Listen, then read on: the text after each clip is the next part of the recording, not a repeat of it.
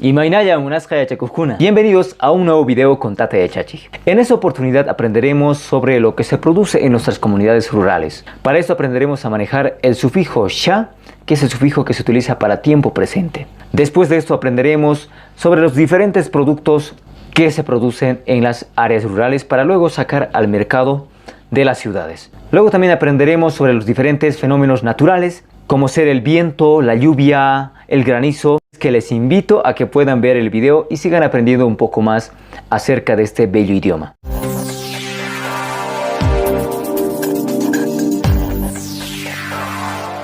Empezaremos recordando cuáles son los pronombres personales que tenemos en el idioma quechua.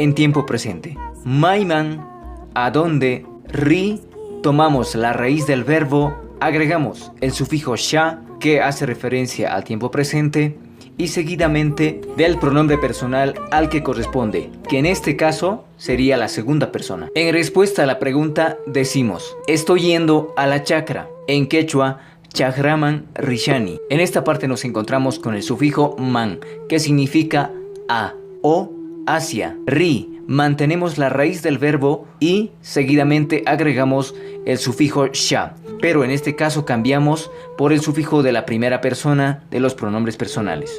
El siguiente ejemplo lo haremos con el verbo hacer, en quechua ruay, y decimos de la siguiente manera: ¿qué estás haciendo? Imata ruashanki. En respuesta a esto, estoy sembrando, tarpushani. Otro ejemplo lo haremos con el verbo venir, y decimos de la siguiente manera: ¿de dónde estás viniendo? Maimanta Hamushanki. Estoy viniendo de la casa de Don Lucio. Tata Lucio Huasinmanta Hamushani. Y el último ejemplo lo haremos con el verbo trabajar, en quechua yankay. Y decimos de la siguiente manera: ¿estás trabajando? En quechua yankashankichu. En esta pregunta encontramos tres sufijos.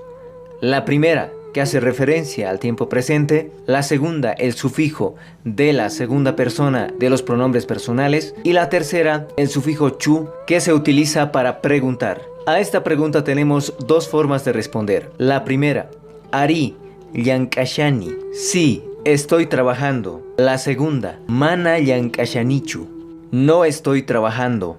Kunanja pocoikunamanta parlarisunchi. Ahora hablaremos de lo que se produce en el campo. Mencionaremos algunas.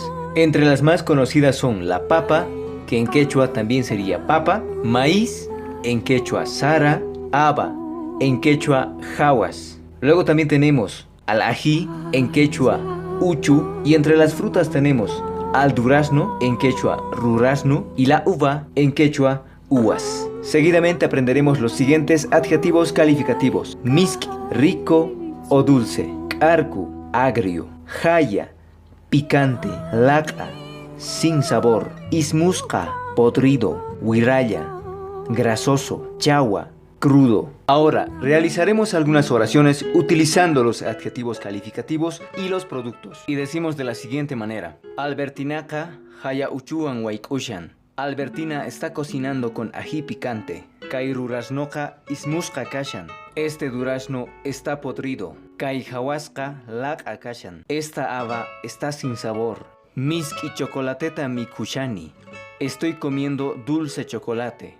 Ahora conoceremos los fenómenos naturales en el idioma quechua. Empezamos con lluvia, parra, calor, ruphay, frío, chiri, viento, guaira, llovizna, chilchi, granizo, chichi. Ahora realizaremos algunos ejercicios con los fenómenos naturales. Y decimos, en Oruro hace mucho frío, Oruropi, anchata chirin. Hace poco frío aquí, kaipi tumpallata chirimon. Kunanja anchata paramushan. Hoy está lloviendo mucho.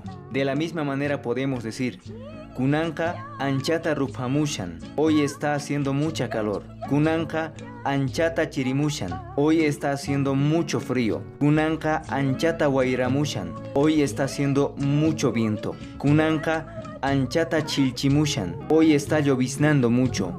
Kunanja anchata chichimushan. Hoy está granizando mucho.